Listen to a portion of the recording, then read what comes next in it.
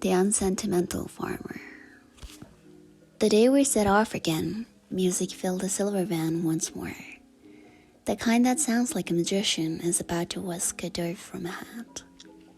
Satoru said the title was Necklace of Olive. How come there was no dove in the title? If it were up to me, I'd put one in it. How about calling it a special relationship between a dove and a silk hat? It's nice to have good weather again today, isn't it, Nana? Satoru was in a great mood. All cats get sleepy when it rains, and I was wondering, does weather affect humans physically too? Going for a drive isn't much fun if it's not sunny.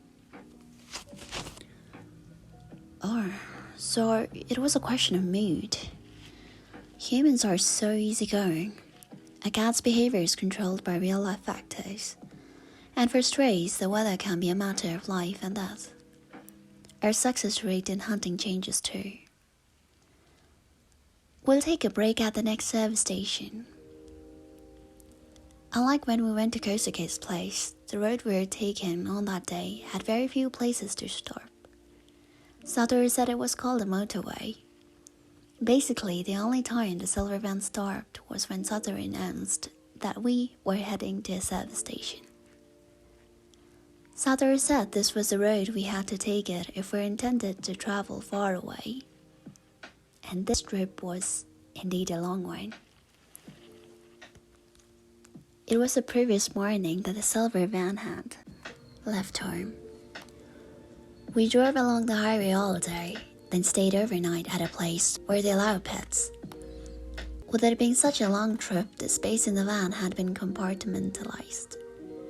So, if you'll excuse me a second. As I slept off the passenger seat towards the back of the van, Satoru asked, "Something wrong?" and glanced at me. "Oh, sorry." Yeah, my toilet was on the floor at the back. A new one Satoru had bought which had a hood so the litter didn't fly all over the place. This way, Satoru and I could go as far as we wanted in our silver van. I thought it would be great if we could travel together like this for the rest of our lives. "No, we're just going to pull into a service station." "Okie dokie," I answered vaguely, raking up the litter between my legs. Once Satoru had parked at the service station, he pulled out my food and water bowls from the back. He placed them on the floor of the van side by side, filling one bowl with crunchies and the other with water from a plastic bottle. "I'm going to go to the toilet too." Satoru hurriedly shut the door and strolled off. He looked like he really had to go, but he was such a good owner, he had taken care of my needs first. I was wetting my whistle with the water when I heard a tapping on the window. Not again. I glanced behind me and then up to see a young couple, faces plastered against the glass, staring in my direction. The pair had goofy smiles. "A cat." "You got that right. A cat I am." "So?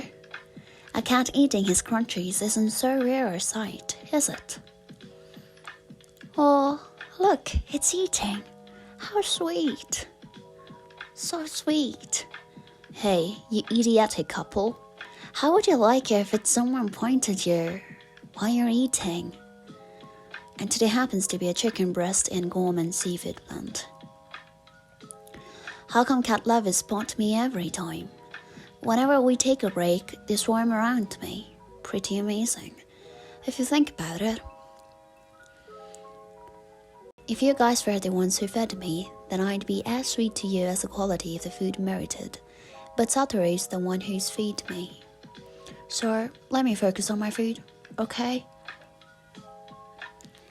I decided to ignore them and dived back into my crunchies. With some screeches and giggles, they seemed to give up and wander away. But only moments later, I felt someone's red hot gaze on me. I looked up despite myself. and this time it was a scary looking, goblin-like old man's face plastered to the window. Yikes! I jerked away on reflex, and the old man looked really hurt. Come on, anybody would shudder if they were suddenly confronted by that kind of face while they were having a snack. Not my fault now, is it? The old man looked upset but kept his face up against the window, staring at me. I'm guessing you like cats? This from Satoru, who'd come back. The old man, a bit flustered, replied, Sure, it's a cute little kitty. Cute little kitty? I looked up and moaned. On the other side of the window, Satoru smiled and nodded. Would you like to stroke him? Are you sure? The old man started to blush like a girl. Satoru opened the door and I clambered over to the seat. The old man reached out and I let him stroke me. His face began to glow, but just then, no way! A cat! The shriek came from a clump of gyro, girls with dyed blonde hair and thick makeup, who were passing by. I want to stroke it. Can we touch him after you? Get lost! I bared my teeth and made my first stand on end, and the group of gyros shrieked again. Oh my god, he's angry! And ran off. But I wanted to give him a stroke. The tall one winked. It's okay. That kind of cat with those eyebrow markings isn't cute anyway. Excuse me? This insult was so unfounded, my face went into a kind of phlegm response. I curled back my upper lip and bared my front teeth like a tiger. You're cute, Nana. Very cute, Satoru hurriedly interjected. Those girls are a bit loud, and I'm sure their sense of what's beautiful is different from most people's. Let's just let it go. No, he really is a cute cat, the old man said. Nana, you said his name is? Yeah, because his tail's hooked into the shape of a 7. I didn't think we needed to explain the origin of my name to every passing passenger. But Satoru was always so conscientious when it came to things like that. Is he maybe the type that doesn't let people touch him much? Yes, he's very choosy about who he allows to touch him when we're out and about. I see, the old man said, smiling even more broadly. Then he gave me one final lingering pat on the middle of my back and walked off. Kind of unusual, isn't it, Nana? For you to let a passerby stroke you for so long. True enough, how should I put it? I was making amends, or short of atonement. No need to analyze it any further. The van had been driving along for a while when I next stretched up to look out of the passenger window. The sea. I think you'll like the sea, Nana.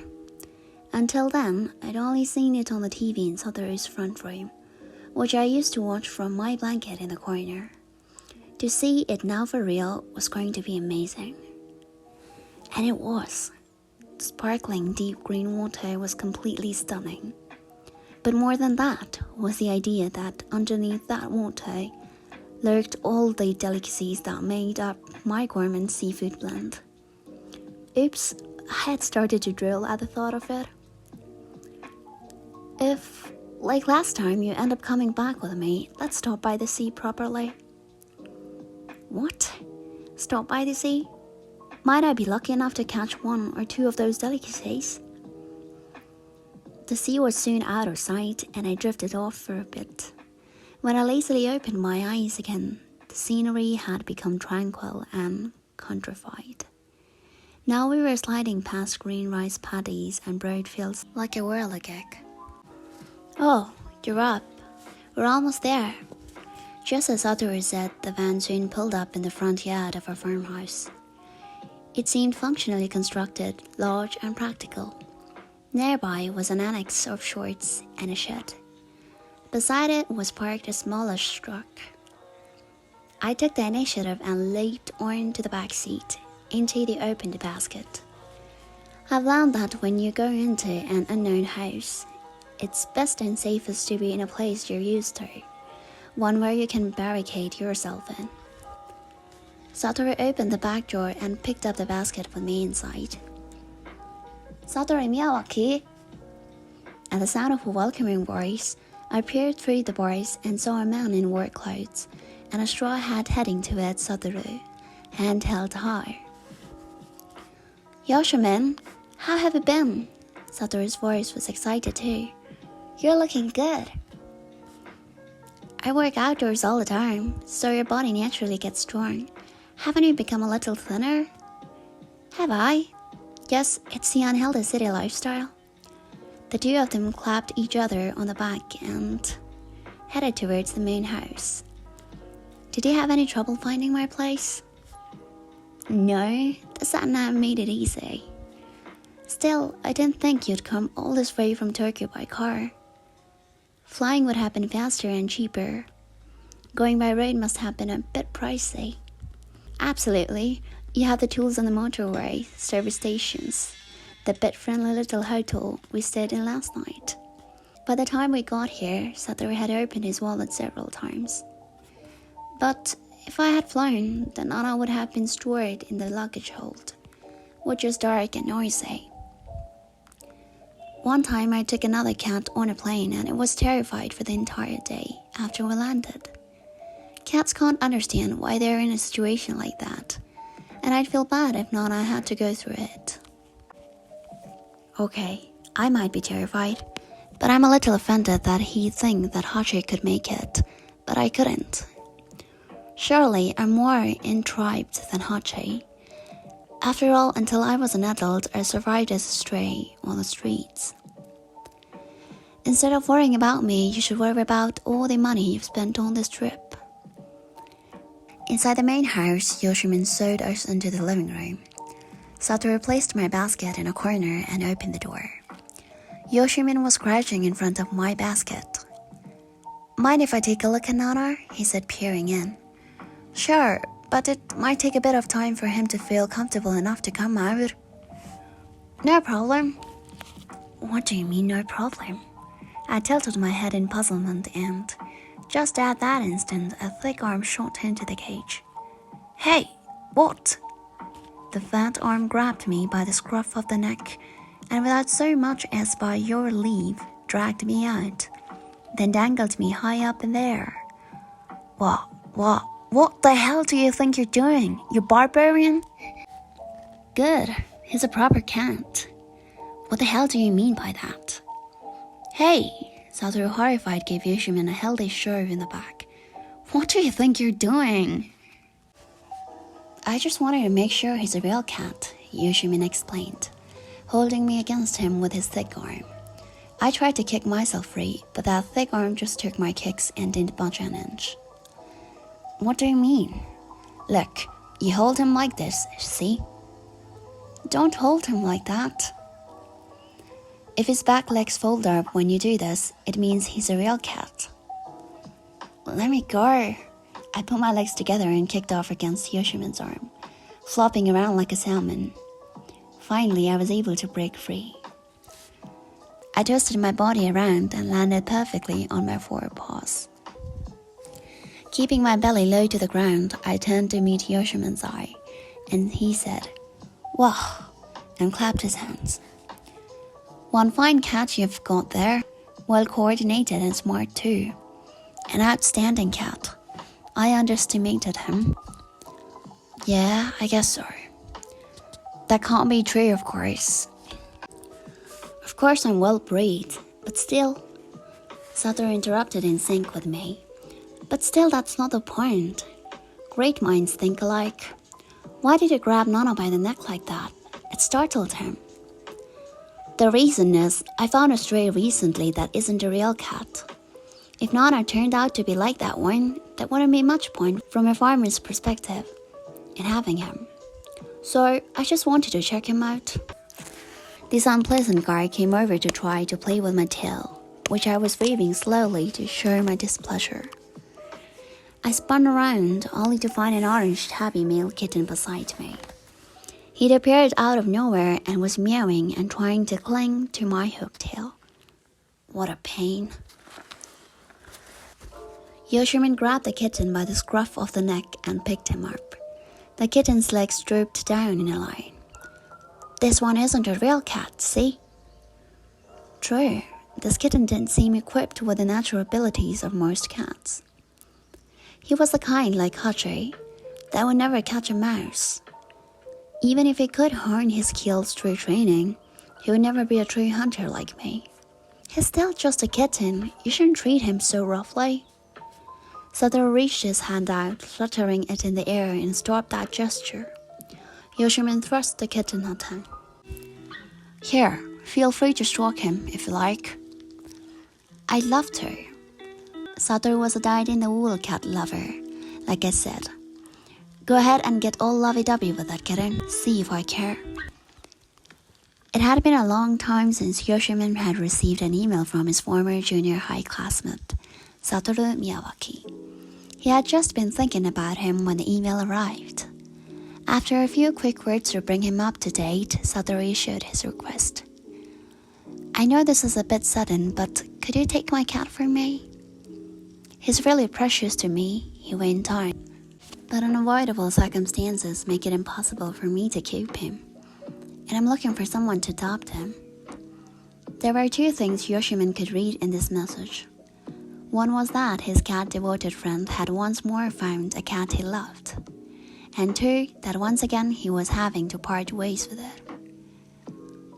When it came to cats, Daigo Yoshimin could take them or leave them. If there was one in the house, he'd notice it and look after it. But he wasn't passionate enough about them to adopt one himself. He felt the same way about dogs and birds. But having a cat on a farm did have its advantages. On farms, mice inevitably caused damage, and a cat was a pretty good means of control. He tapped out a reply. I don't think I'd look after a cat the way you do. I treat them like cats, not like pets. But if you're okay with that, I'd be happy to take him off your hands. If you can't find anyone else, then let me know. Rest assured, I'll make sure he's looked after. Satoru wrote back thanking him. I've promised to show him one another person first, he said. But if that doesn't work out, I'll be counting on you. A month later, Satoru wrote back again, asking if he could bring the cat over for Yoshimin to meet. And by coincidence, it was during this time that Yoshimin happened to find the kitten. I was driving down the highway in my truck when I saw him lying by the side of the road, like a limp dish rag. I wouldn't have been able to forgive myself if I had just left him there. I see. Satoru seemed to melt with the orange tabby kitten on his lap. Cat lovers have a special place in their hearts for kittens. You did a good job bringing up this teeny guy. Was it hard? I needed the vet a few times, but there are other folk in the neighborhood who have cats, and plenty of people ready to give advice. Because it was the countryside, people weren't all that particular about the way they brought up cats. It was a lot easier once he started eating cat food. Satoru burst out laughing. I'm trying to imagine you feeding a cat milk from a bottle. You're lucky, aren't you? Satoru said to the kitten, tickling him vigorously under the chin. To be taken in by such a kind honor. I'm not that kind. I was hoping he'd catch a mouse or two around the place, but he's not a real cat, and I feel a bit let down. So, now that he's recovered, are you going to throw him out of the house? Yoshimin looked put out by Satoru's teasing tone. Satoru stroked the kitten in his lap in contented silence. Then he said, I get it now. That's why you were asking whether Nana was a real cat or not. If I bring up two of them and they're both useless, then all that cat food is a total waste. I knew you wouldn't turn Nana down. Well, I can't exactly refuse a guest who's driven all the way here from Tokyo just for a cat. I get it, Satoru responded, as if he didn't really accept this explanation. By the way, what's the kitten's name? Chatron. That's pretty silly. Is it? Yoshiman had asked around the neighbors who owned cats, and one person had said, an orange tabby. That reminds me of Chatron. He liked the name and decided to use it. Since that movie, The Adventures of Chatron, came out, it's become a bit of a cliche to call an orange tabby Chatron. I didn't know that. And this Chatron with a silly name recognized a real cat lover and was fully relaxing in Satoru's lap, stretching his paw onto Satoru's cheek. This brings back memories. I used to have a cat who did this. Satoru never named this cat he used to have to Yoshiman. He felt that if he spoke its name aloud, all the pent-up affection and sadness would break in his heart again. And even someone who knows nothing about the universal benefit of cats could understand that. Yoshiman had transferred into the junior high school in the spring of his second year. This is Daigo Yoshiman, who will be joining us as your new classmate. The form teacher was a striking woman who'd won some Miss Something or other contest back in college, but Yoshiman had disliked her from the start. When she explained to the class in great detail why he had moved to their school, she made it sound very close and intimate and oozed sympathy. He understood then that her overly intimate manner was because she felt sorry for him. And deep down, that disgusted him. Even to an immature class of junior high school students with little worldly experience, it was crystal clear that this was the worst possible way to introduce a new student to his classmates. Yoshiman-kun, why don't you say a few words? Yoshiman turned to face the teacher. Why did you tell everyone about my family like that, without my permission? I never asked you to. A murmur rippled through the classroom. The teacher was taken aback, her smile flattering.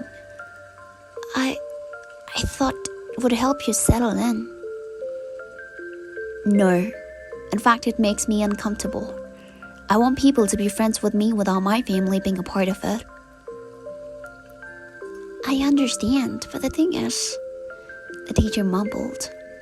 There was no way this was going to turn out well. Yoshiman turned to face the other students. Hi, I'm Daigo Yoshiman. There's nothing special about my family, so I hope we can just get along like anybody else.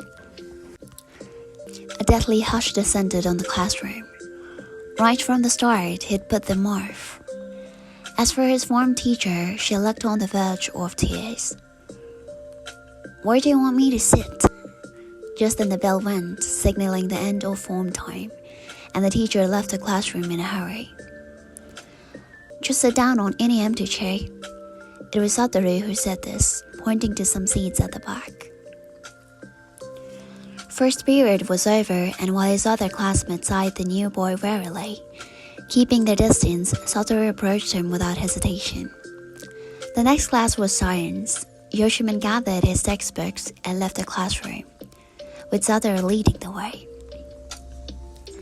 Listen, something was bothering Yoshiman, and he had to ask, are you being nice to me just because of what teacher said? Not at all, Satoru replied. I thought it was all pretty childish, on both parts. You mean, me too? The teacher likes to be super kind to kids who have issues going on at home. She does not mean any harm by it.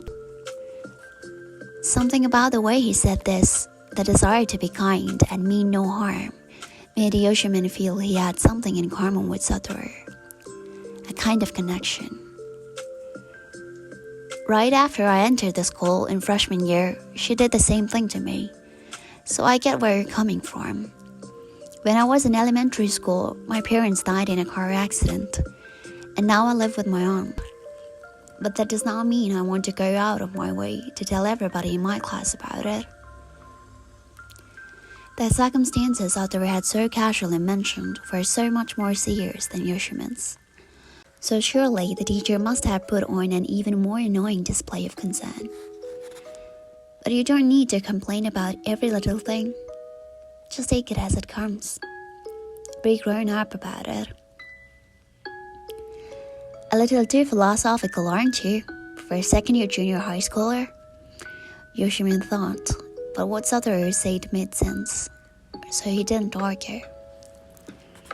Still, Satoru said with a grin, to tell you the truth, I felt good when you said that. Back when I started school, I wanted to say what you actually did say. Yoshimin changed the subject. What's your name? Satoru Miyawaki. Nice to meet you. He didn't have to say anything like, let's hang out, for by this time they were already friends.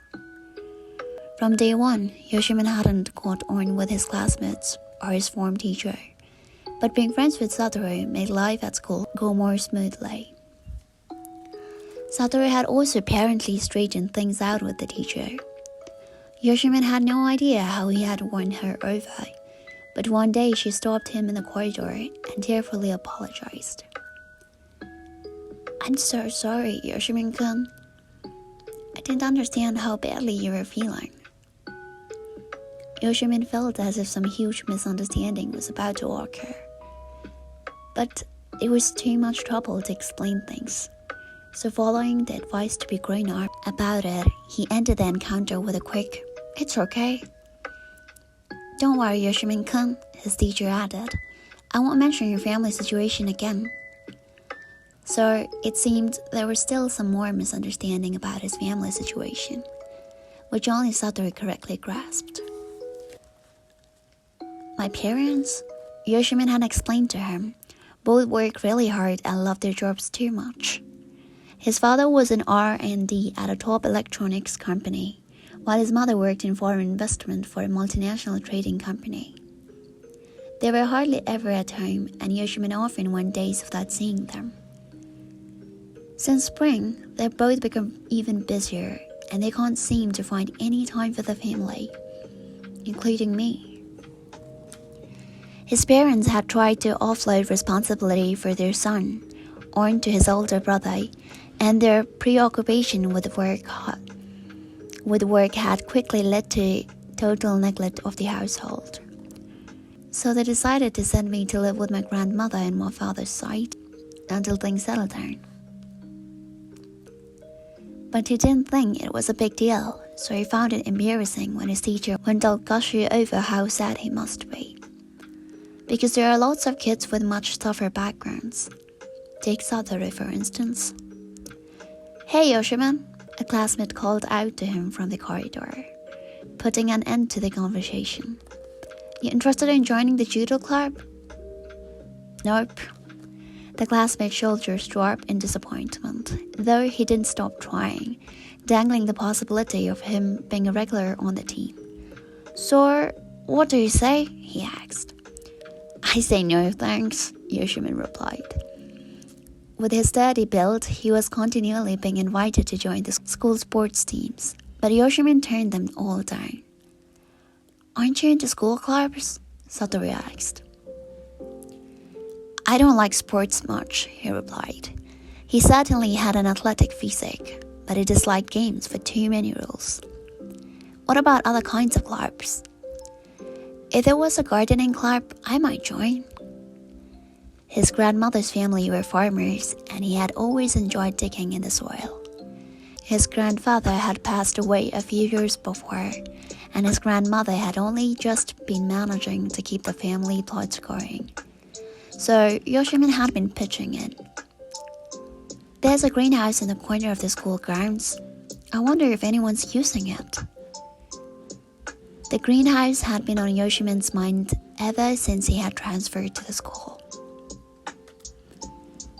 I've never even thought about it. You interested? Satoru asked. My grandmother's crops are all outdoors. I've never worked in a greenhouse. You really are into farming, aren't you? Yoshimin thought that was the end of the matter, but Satoru brought it up again later. I looked into the gardening club thing. They stopped a few years ago because membership numbers fell. But if you're interested, the science teacher said he'd run it, even if it's just the two of us, and we can use the greenhouse. Two things surprised Yoshimin. One, that Satoru had actually looked into it, and 2, that he was planning to take part himself. You want to be in the club too? Yoshimin asked. I'd like to give it a try. But you're not into gardening or anything like that, are you? I wouldn't say I'm not interested. I just haven't had anything to do with it up until now. I've never known any farmers. Really? Nobody? Not even like your grandfather or your grandmother? A total city boy, Yoshimin thought, but Satoru waved a dismissive hand. It's not that, he said. My parents didn't have much to do with their relatives. My grandparents on my mother's side died when she was still young, and my father didn't seem to get on with his parents that well. The first time I met them was at my parents' funeral, and we didn't talk much. Yoshimin understood now why Satoru's aunt had taken him in. If your parents died and your grandparents were in good health, it's likely that's where you'd go. Pretty unusual for a single woman to take a young boy in. I reckon this might be my only chance to give it a go, Satoru said, laughing. I've dreamed about living the country life, like in Miyawaki's film by neighbor Totoro. Do you know it? And so the two of them revived the gardening club. Yoshimin's grandmother also invited Satoru over to their home to experience life on a working farm. Satoru was a latchkey kid, since his aunt worked all day, so he began to go over to Yoshimin's home and sometimes stayed over for the weekend. I hope you will be good friends, Yoshimin's grandmother said to Satoru, what grandmothers typically say when other children come to play. I always wonder if Daigo, she called him by his first name, is getting on with the other children at school. I hope he isn't being bullied. I wouldn't worry about that. I don't think there's any chance Yoshimin would ever be bullied. What do you mean? Yoshimin said, poking him in the ribs. You know exactly what I mean, Satoru said, poking him back. His grandmother, who had been worried that Yoshimin might not make any friends in his new school, was overjoyed when he brought Satoru home. Very soon, she started calling him Satoru-chan. Shall I buy a video game or something you can play with Satoru-chan? She asked this because she was concerned that he might be getting bored, always helping out in the fields. I already have some, Yoshimin replied, and so does Satoru. Satoru genuinely enjoyed helping out in the fields. It was a kind of pastoral hobby. We're doing the gardening club at school together too, and I think he really likes farm work, Yoshimin explained to his grandmother. Really? Then that's fine, his grandmother responded. At any rate, you've made a good friend here, so I won't worry about you.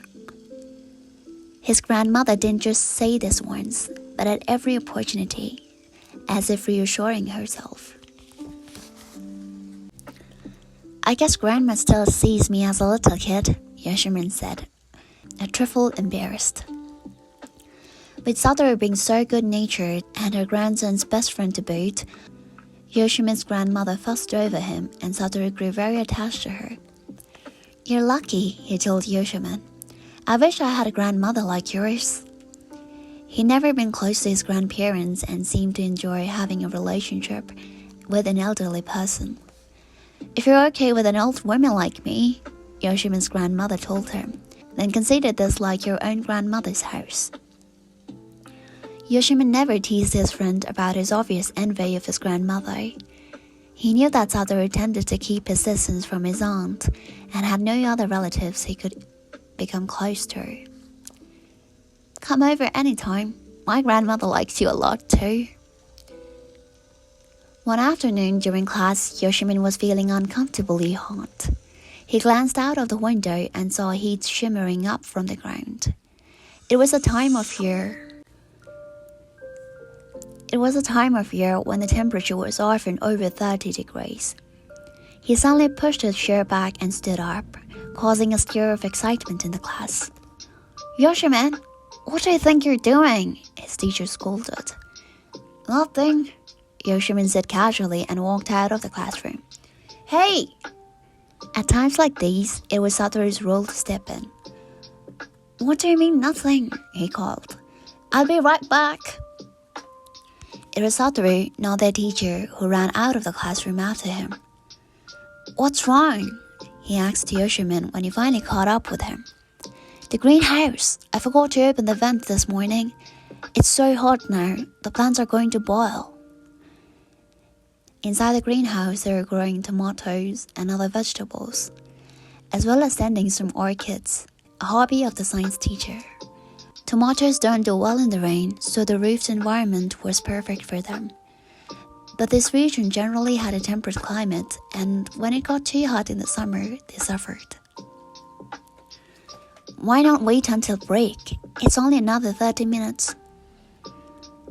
"But it's the hottest time of the day. We have to cool it down as soon as we can." "You could have pretended you had to go to the bathroom or something. It'll be your fault if they close down our club." "Then you go and explain." "Jeez," Satoru muttered and made his way back to the classroom. "Yoshimin's been attacked by gorillas." Satoru's report had the classroom in uproar. Though Yoshimin threw the class into chaos on such occasions, before the summer vacation they got a bumper crop of tomatoes and other vegetables and were able to save their teacher's orchids as well. When he was sharing out the vegetables with Satoru and the teacher, Yoshimin ended up taking a portion of tomatoes that was a little larger than the others. Yoshimin's grandmother's outdoor-grown tomato plants had been hit hard by the long rainy season and hadn't yielded quite what she had hoped. "Take more. There are just the two of us in our house, so I don't need so many," Satoru said, and Yoshimin burst out laughing. There were only two in Yoshimin's home too, and one of them was extremely old. Satoru had her come back for that, "But you eat much more than I do." In the space of one semester, Satoru had learned a lot about farming, and had picked up on the fact that Yoshimin wanted to grow greenhouse tomatoes as a sort of insurance policy against his grandmother's tomatoes failing. Grateful, Yoshimin went ahead and took 3 or 4 extra, dropping them happily into his pocket. "I'm going back home the first week of the summer holiday," Yoshimin said. "I get it," Satoru answered instantly. "I'll take care of the greenhouse while you're gone." Their first crop wasn't all ready, but there were a lot more that would ripen later. "This is the first time you've been home since you came to the school, isn't it? Hope it goes okay." Satoru understood the situation, which is why he didn't just say, "Oh, that's nice." Yoshimin's parents weren't taking any time off work to see their son. He was just putting in a token appearance. "If they ripen while you're away, I'll take some tomatoes over to your grandmother's." Yoshimin's grandmother gave him a lift to the airport in her little van, and he flew back to Tokyo. Nobody was there to meet him at Haneda Airport. He boarded the airport shuttle for the ride home to a condo in a residential suburb. After a whole semester at his grandmother's, the apartment seemed even smaller and more cramped than before. His parents were as preoccupied as ever. About 3 days after Yoshimin had arrived home, both his parents surprisingly came home from work early. His mother cooked him dinner, a rare thing, and the 3 of them sat down together to eat. After dinner, his mother made them tea. The whole thing had Yoshimin confused. His father, seated opposite him at the dining table, spoke first, a serious look on his face. "We have something important to tell you." His mother came over and sat down next to his father. "This couldn't be good. The thing is, Mom and I have decided to get divorced." Just as I thought, Yoshimin said to himself. He had known that someday it would become to this. "Daigo, do you want to come and live with me or your mother?" He looked at his parents' expressions and was forced to confront a reality he couldn't avoid. His parents waited expectantly, each hoping he would choose the other. "I'm sorry." He was finally able to squeeze out the words. I can't decide right now. I want to think about it a little more. His parents were clearly relieved that they wouldn't have to deal with the problem straight away. Can I go back to Grandma's place tomorrow? Confronted with the fact that neither parent wanted him, he no longer had any idea how he was supposed to behave. Naturally, they didn't stop him, and he flew back the following day. The airline took good care of unaccompanied children, and he was actually grateful that his parents weren't there to see him off. His grandmother came to pick him up at the airport and drove him briskly back home in her small van. Mom and Dad said they're getting divorced. Is that right? His grandmother replied. I don't know which one I should live with. Well, it doesn't really matter, because you can live with me. Yoshimin felt a huge lump in his throat. You have a good friend here too, Daigo, so it's all okay. You have a good friend here, it's all okay. His grandmother murmured over and over, as if reassuring herself. His grandmother had known what was going to happen from the moment her grandson had first come to live with her. The lump in Yoshimin's throat grew bigger, and by the time they arrived home, it had started to hurt. I'm going to run over to school. He changed into his uniform. Even in the holidays, they weren't allowed at the school unless they were wearing it. Why don't you wait until a bit later? It's the hottest time of the day now. I'm worried about the greenhouse. Shaking off his grandmother's objections, Yoshimin rode his bike to the junior high. As he bumped the pedals, he felt the lump in his throat sink to the pit of his stomach.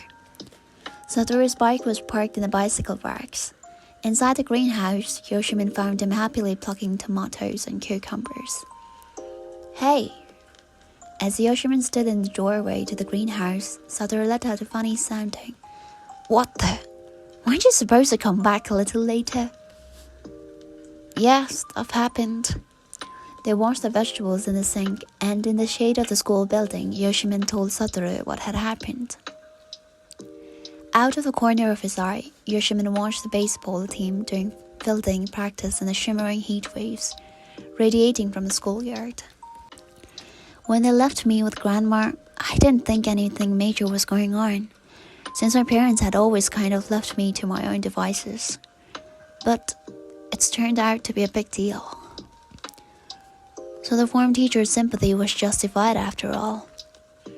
They were planning to get divorced all along, and they wanted me to understand that. I'm such an idiot. Satoru had been listening in silence, but now he broke in. That's not true, he countered. You were just trying not to think about it. Yoshimin felt that lump in his throat again. Get over it, he urged himself. Daigo never gives us any trouble, and that makes things so much easier. If I had been a bad kid who did give them a hard time, then what would have happened? Ever since he was little, he had known his parents were both overly fond of their dwarfs, and weren't particularly interested in him. Which is why he tried his best to be the kind of child who wouldn't require too much of their time and effort, the kind who wouldn't get under their feet. Being a kid who never gave his parents any trouble would at least stop them being in a bad mood and keep things settled on their home front. In that way, Yoshimin, who was always the one holding the fort, could breathe easy. And the few times that the whole family was together, things did go smoothly. But maybe all he'd done was to prioritize what was easy in the short term. There's a proverb that says, a child is a glue that keeps a husband and wife together. A child who was never any trouble might keep things peacefully from day to day, but when push came to shove, that child would finally come unstuck. Maybe the kind of kid who needed more parental affection and made trouble would have been the glue that would have held their marriage together. Enough. Yoshimin shook his head hard to put a stop to the thoughts spinning around in it. There's no use thinking about something that can't be undone. They'll just let the slump grow bigger. It's already pretty big. Still, he said aloud, parents get divorced all the time. He tried to say it casually, but the tail end of his words wavered. You had it a lot harder than me, didn't you, Satoru? But I never once experienced my parents acting like I was a nuisance, because they were gone. There was nothing Yoshimin could say to that. The lump in his throat burst at long last. When his sobbing finally subsided, Satoru asked, "Want one?" and held out his soiled fingers, a luscious red tomato. Really, now? I thought, looking at Satoru. I was out of the basket, not sure why, but Satoru had left the door open, telling me to come out whenever I felt comfortable. But that thought of that tabby kitten with a stupid name, Chatran, invading my space was unbearable, truth be told. Hey, Tabby, you know your owner was abandoned by his parents too.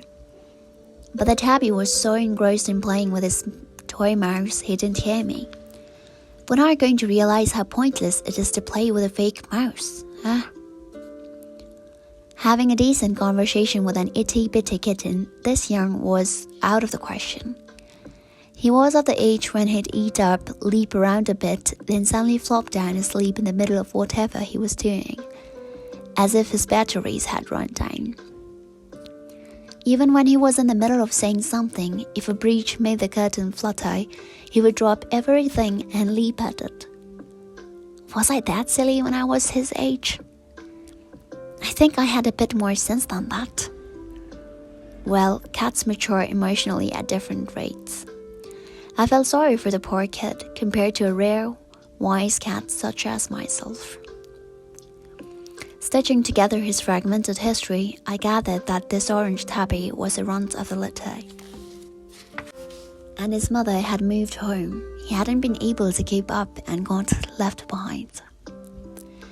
A fact of life in the feline world, kittens that are awkward to bring up or slow are easily abandoned. No matter how hard she tries, a mother cat has only so much milk and she won't waste any on a lethargic kitten. One of my siblings was like that, overshadowed by the rest of us. It was the kind of kitten you were never sure was there or not, and one day we suddenly noticed it was gone, as if it had never existed. This orange tabby was on the small side for his age, to be honest. Not the type you'd expect to make it in life. Yoshimin had done a great job bringing him up. And despite him being the ill-mannered kind who'd grab you by the scruff of the neck, the first time he met you, Yoshimin hadn't just looked the other way when a troublesome kitten turned up. So it was clear to me he was an individual who had a lot of love to give. Even people who are big and strong are sometimes thrown in the gutter. If it'd been a cat, Yoshimin would have been the top priority in the litter. Okay, be that as it may. You probably shouldn't have made it, little kitty, yet you've been given a new lease of life. So shouldn't you show some gratitude to Yoshimin for that? Yes, you. I'm talking to you. The orange tabby looked as though he was listening to me for a moment, but then clearly not getting what I was saying. He started to play around with my tail. Guess I'll have to simplify this a bit. Tell me, do you like Yoshimin? I seem to have got through. As he chewed up on my tail, he nodded. Hey, that hurts. I flipped my tail up. If you like Yoshimin, don't you want to make him happy? The orange tabby grabbed my tail again and recommenced chomping with his mini jars. I told you that hurts. I flipped it up again. You do know Yoshimin wants cats to catch mice for him, don't you? So, if he can become a real cat who can catch mice, I'm sure Yoshimin will be very pleased.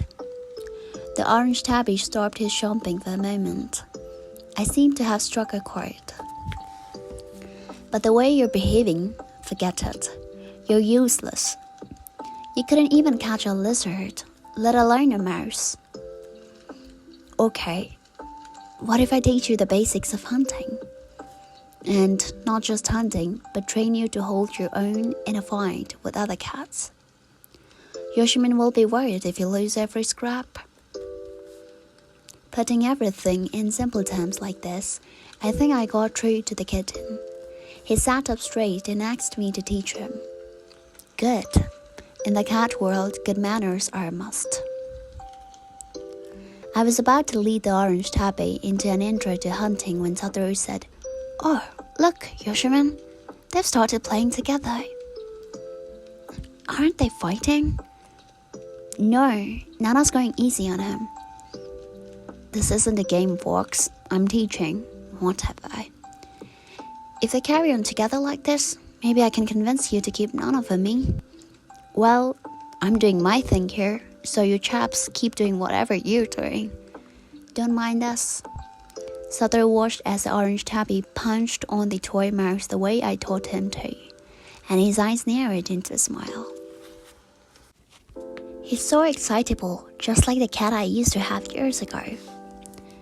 You're right about that. When he's supposed to crouch quietly and blend in, he madly waves his tail around instead. I stretch my tail out smoothly, but this little kitten waves his around like a helicopter. And when he crouches down, ready to pounce, he keeps his body way too high off the ground. What was Nana like when he was little? I found him when he was a grown cat, so I don't know what sort of kitten he was. I wish I could have known him then. I'm sure he was adorable. You're right there. My level of cuteness when I was a kitten was such that passers-by vied by the privilege of leaving me a little something to eat. Now that you mention it, Yoshimin said, as if suddenly remembering something. Did you see the cat you adopted ever again? Unfortunately, no. It died when I was in high school. Oh, I see. Yoshimin said, his voice respectfully mournful. I wish you could have seen him. Sorry about that, but I really didn't want the word to get back to my aunt. Whoa there, Satoru. What on earth are you hinting at here? I ordered the orange tabby to run through the exercises. I taught him on his own and turned my attention to Satoru and Yoshimin's conversation. Yoshimin's parents' divorce went through without a hitch, his father getting custody of their son. This was because Yoshimin wanted to live with his grandmother. It also meant he could avoid the inconvenience of changing his last name. As if they had been set free, both his parents went off on overseas postings and appeared to be doing well. And as ever, Yoshimin found that living with his grandmother suited him down to the ground. A year passed, and during the first semester of the last year in junior high, the class went on a school trip to Fukuoka. Yoshimin realized that something was bothering Satoru only after he'd found out what had happened on a previous school trip, that Satoru's parents had died in an accident. Satoru had looked glum from the moment they departed. On their first day in Fukuoka, when they had some free time, he was uncharacteristically quiet, even though he was with his usual group of friends. Yoshimin was concerned that the trip had tapped into depressing memories, but with all the other students around, it was hard to find an opportunity to talk to him about it. After dinner, when they were browsing through the souvenir shop in the hotel, he finally found his chance. Are you okay? Satoru looked worried. He glanced up at Yoshimin and said in a low voice, I was wondering if I can get to Kokura. From Hakata station in Fukuoka to Kokura was about 20 minutes by the Shinkansen train, so of course, it was possible. But only if they weren't on a school trip, which they were. Always alert to the dangers of students wandering off, the teacher's chaperoning trip had set up a tight civilian system. The daily activities were scheduled to the minute. After checking into the hotel, it was strictly forbidden for students to go out on their own. A teacher was always stationed at the hotel entrance. If a student were to try to slip out to have fun at night, there was a very real risk that they might be sent home. So for Satoru to go to Kokura on his own was, in the circumstances, not an option. Yet the obedient, sharp-witted Satoru wouldn't have said such a thing unless he had a very good reason. "How come?" Yoshimin asked. So Satoru told him. It had to do with a cat he'd had back when his parents were still alive. When they died and his aunt took him in, he'd had to give up the cat, and relatives in Kokura had adopted it. "My aunt's always so busy, I can't ask her to take me to Kokura just to see the cat. So I was wondering if when we have a free moment during the day, I could slip away and go there to visit it." "Do you really want to see the cat that much?" "He's family," Satoru replied. "I see," Yoshimin said, folding his arms. He'd never had a pet himself and had no particular fondness for cats. But for Satoru, that cat was something he and his parents had all loved. The one remaining family member from that happy time they shared before his parents died. It all made perfect sense. "Okay then. So it's just a cat, but it is, after all, a cat. For his friend, the one and only cat in the world. Let's do it." But then Satoru hesitated. "Yeah, but," he trembled. "We have 3 hours till lights out. You know your relative's address, don't you?" It turned out to be in an apartment building not far from Kokura Station. "If we skip having a bath, we'll have plenty of time, but you won't have a cent left to buy anything afterwards. A round trip to Kokura would cost several thousand yen. We can't tell anyone in our group. If they knew, then they could get into trouble too. When it's time to go for a bath, we'll tell them we'll be down in a minute, and then we'll make our gateway." "I'll go on my own. I don't want anyone else to get mixed up with this." "Come on, mate. I'm your best friend." And with that, Yoshimin slapped him on the back. They hadn't been allowed to bring any clothes other than their school uniform and pajamas, so the choice was between those.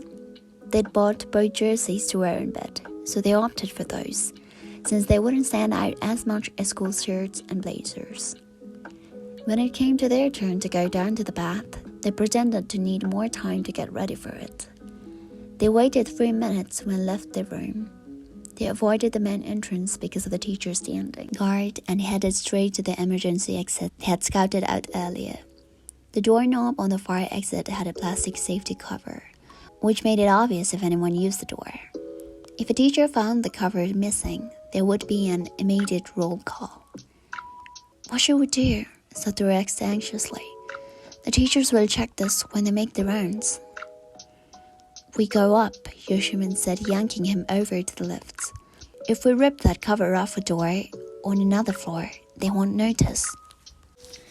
In order to isolate the noisy students from the other guests, all the rooms were adjacent. If they ripped the cover off the knob on the floor where only the regular guests were staying, it was possible it would go undetected. The hotel room started on the 5th floor, and they'd heard that students on school trips were always housed on the 5th, 6th, and 7th floors. When they got out at the 8th floor, the hallways were so quiet they couldn't believe how peaceful the hotel could be. "Okay, let's go." They yanked off the safety cover, pulled open the heavy fire door, and hurtled down the stairs. Exiting on the ground floor, they reached a service entrance, through which they headed, trying to look nonchalant. Suddenly a voice called out from behind them. "You, there!" Startled, they turned around and saw a hotel employee. "Aren't you students on a school trip?" Oh God, Yoshimin thought. The hotel employees must have been warned to keep an eye out for escapes. "No, actually we're not," Yoshimin shot back, starting for the door. "Hold it right there," the man shouted, heading after him. "Run for it." Yoshimin darted off, Satoru chasing after him. "Somebody stop those boys!" The employee's shouts immediately led to more obstacles being put in their way. Running this way and that, trying to avoid all the people who were joining the pursuit, they finally came to the hotel's main entrance. Standing guard was the form teacher Yoshimin had met on his first day, the pretty woman who'd been so sympathetic. Yoshimin-kun, Satoru-kun, what are you doing? Satoru thought Yoshimin might give up at this point, but when Yoshimin shouted, "Let's go for it," start the consequences, he sped up with his friend. The teacher raised her arms to stop them, but they slipped past her and leapt onto the crowded pavement outside the hotel, laughing all the way. They might as well have used the main entrance to start with. They kept on running to shake off any pursuers, and Satoru shouted breathlessly at his friend. "Listen, tell people I went out because I was dying to go out at night and have some fun." "Okay." As they made their way down unfamiliar streets, they asked for directions, and in about 20 minutes, they arrived at Hakaka Station. They were at the window for train tickets to Kokura when they heard someone calling from behind them. "Hey, you boys!" It was a PE teacher, one of the chaperones. They were escorted back to the hotel, called into one of the rooms where the teachers were staying, and firmly scolded. "Where on earth did you think you were going?" They hadn't agreed on a story beforehand and weren't sure how to get through this. They glanced at each other, wondering who should go first. "Satoru-kun," this from the kindly teacher, "maybe being on a school trip was hard on you." Or the beautiful teacher, Miss Empathy, "Well, just stop it," Yoshimin thought. "Drop the sympathy. Don't try to protect Satoru by bringing that up." "No, that's not it," Satoru replied in an even voice, though his face had turned pale. "I just wanted to get out and have fun in the town, that's all."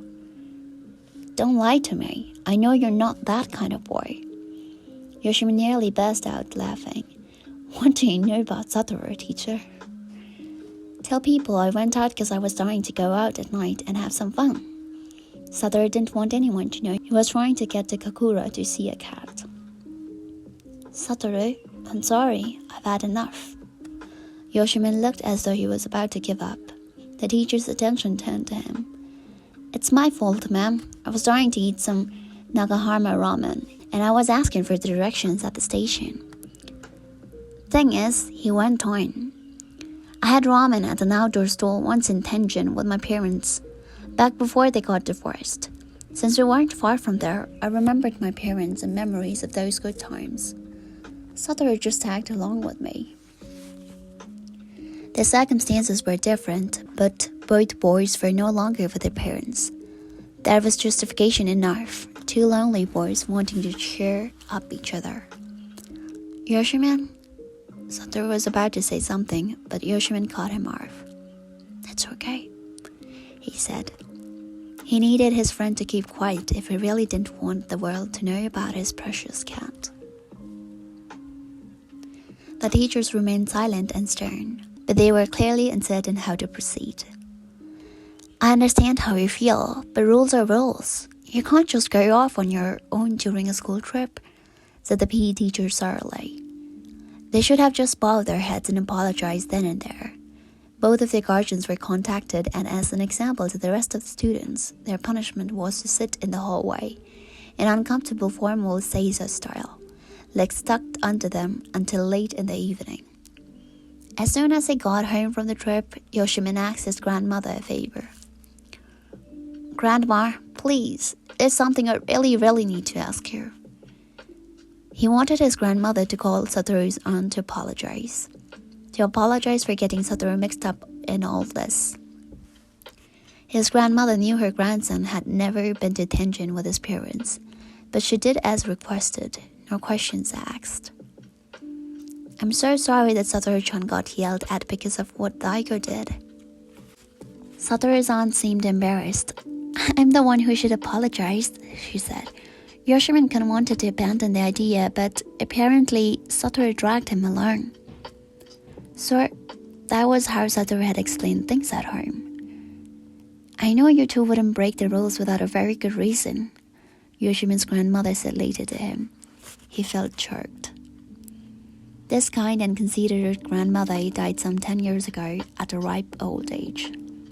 Satoru had moved away when he graduated from junior high, but Yoshimin had continued to write him, and when he told him of his grandmother's passing, Satoru had come a long way to attend the funeral. When he was thanked for attending, Satoru smiled. "She was my grandmother too, wasn't she?" he said. Yoshimin nodded, his eyes filling with tears. His father, who was in charge of the funeral, had no intention of taking over the farm, and placed the house and his land in the care of nearby relatives who had already got used to farming the fields and rice paddies when Yoshimin's grandmother was no longer able to. Yoshimin had proposed that he take over the farm, but was persuaded otherwise. Apparently, the farm wouldn't make him much money, and it would cause him a lot of trouble when it came to finding a wife. Well, as my relatives predicted no marriage prospects so far, Yoshimin told Satoru now. "Well, if I were a woman, I would definitely be interested," Satoru said. "If you know any women who share your values, be sure to introduce me to them." Smiling, Yoshimin poured more soju into his glass. Now that they had checked the fields for the evening, it was time for a couple of drinks with dinner. Satoru had some beer with his, but later drank only barley tea. He had never been much of a drinker and had recently become even less able to hold his liquor. "I was hoping that before I leave tomorrow, I might pay a visit to your grandmother's grave," he said. The grave was in the hills behind the house. In Yoshimin's small truck, it would take less than 5 minutes to get there. To celebrate his friend's visit, Yoshimin had planned to stay up late with him, but with an early-to-bed, early-to-rise habit drilled into him, he didn't even make it to midnight. Satoru and Yoshimin went out first thing in the morning in Yoshimin's truck, talking as he drove about the night before. Perfect, I thought. I have my own little something to take care of while they were gone. "Hey, Orange Tabby." "Yes, you." Now, the final test. When I make an angry face, instantly strike a fighting pose. Impressed Yoshimin. "Listen, we need to have this nailed before I leave, so keep on your toes." The Orange Tabby was full of spirit. Just then Satoru and Yoshimin came back, timing it perfectly, so they were just coming into the room. I signaled to the Orange Tabby to adopt a fighting stance. "What the?" Satoru sounded totally confused. "They were getting on so well yesterday. I wonder what's gotten all of a sudden." Who knows? Kittens are pretty impulsive. Perhaps he changed his mind. Maybe he's already forgotten about yesterday. Yoshimin looked puzzled too. Well, let's see how it goes for a while. He might just be in a bad mood. Satoru was planning to leave in the morning, but held off until the afternoon. He tried out a few things, including putting the kitten and me in separate rooms for a while. Unfortunately, the kitten continued performing until we left. Every time I urged him on, he took up his best fighting pose. He was really into it for a kitten. If he kept this up, he might actually make something of himself. Why don't you leave Nana here and see how it goes? Give him a few days and they might get used to each other, suggested Yoshimin when he got back from his morning farm chores. I don't think so, Satoru said doubtfully. Nana got furious and hid in his basket, so it doesn't look promising. It's too bad. But if they don't get on, forcing them to be together is sort of cruel. Really? That's too bad.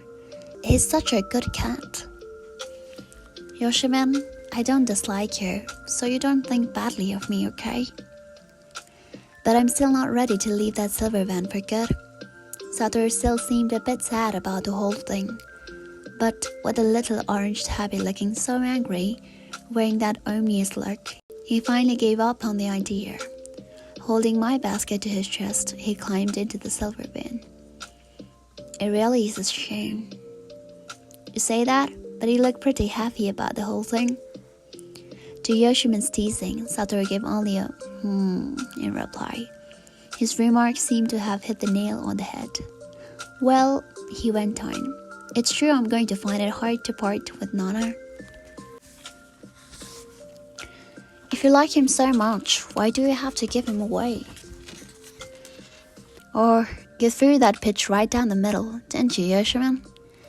A straight pitch just like when you stuck your hand inside my basket when we first met. Satoru looked perplexed and didn't reply. Never mind, Yoshiman said, not pressing the point. If you ever have any trouble, come round, okay? I may not have any marriage prospects or savings, but one thing is certain. Farmers never lack for food. But you see how Chatran and Nana are? They're not going to kill each other. And if it comes to that, we can just force them to live together. Even if they don't want to. They're just animals. You really don't need to worry so much about whether they get on. That's absurd. When animals are under too much stress, their fur can fall out. If it really does not work out, then I'll set it up so you can stay in one of the unoccupied houses in the village. People are afraid their houses will deteriorate, so they want someone to live in them. The village is doing its best to attract young people to come here from the city too. Thank you, Satoru smiled, but his voice was still a bit shaky. If I really can't find a solution, then I'll definitely take you up on that. Good, I look forward to it. Satoru and Yoshimin shook hands firmly. Thank you for everything. I'm pleased I was able to pay a visit to your grandmother's grave. He got into the van, but just before he started the engine, Satoru said, "Oh, that's right," and rolled down the window. Yoshimin, do you remember the name of that cat I used to have? Yoshimin shook his head. He was called Hachi.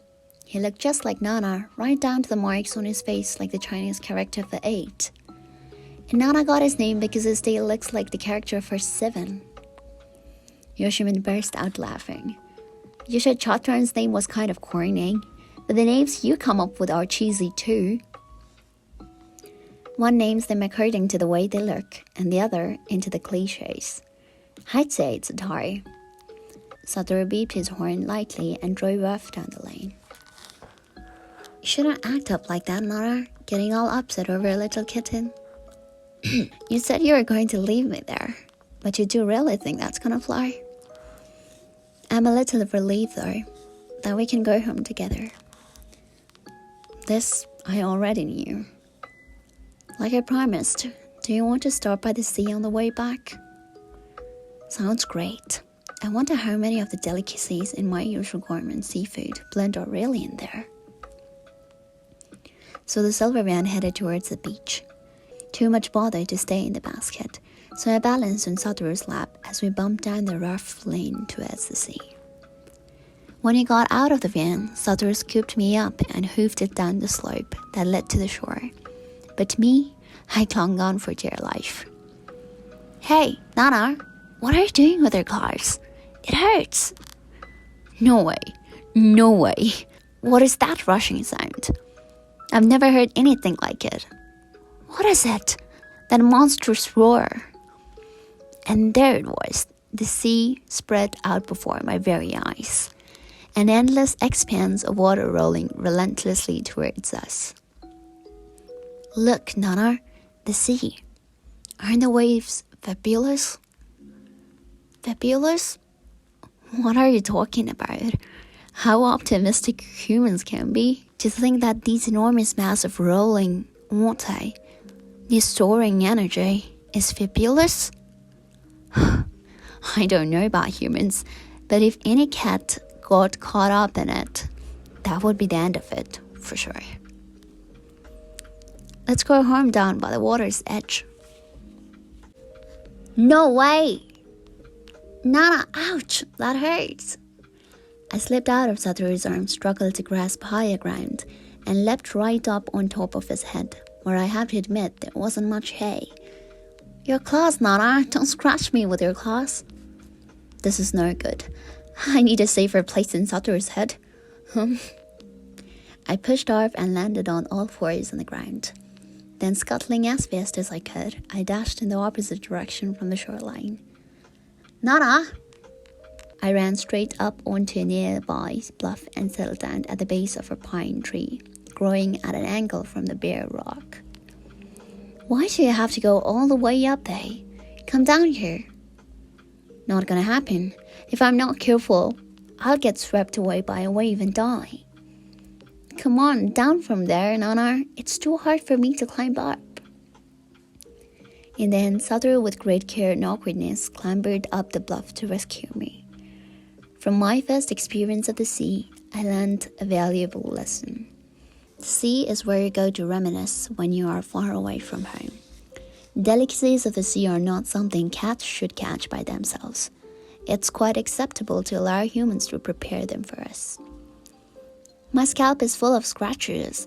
It's going to sting when I shampoo, that's for sure. Satoru muttered a couple more complaints, but then gave a little chuckle. But you know, I never imagined you'd be that afraid of the sea. I've seen a side of you I've never witnessed before. But it's good to know you don't like it. I do like it, viewed from a distance. The sea, that is. The van drove smoothly along the shoreline. I gazed at the glittering dark blue water, my tail happily raised to the sky. Until then, my life had been limited to the modest territory of Satoru's apartment and a small area around it. A decent-sized territory for a cat, really, but pretty modest compared to the vastness of this world.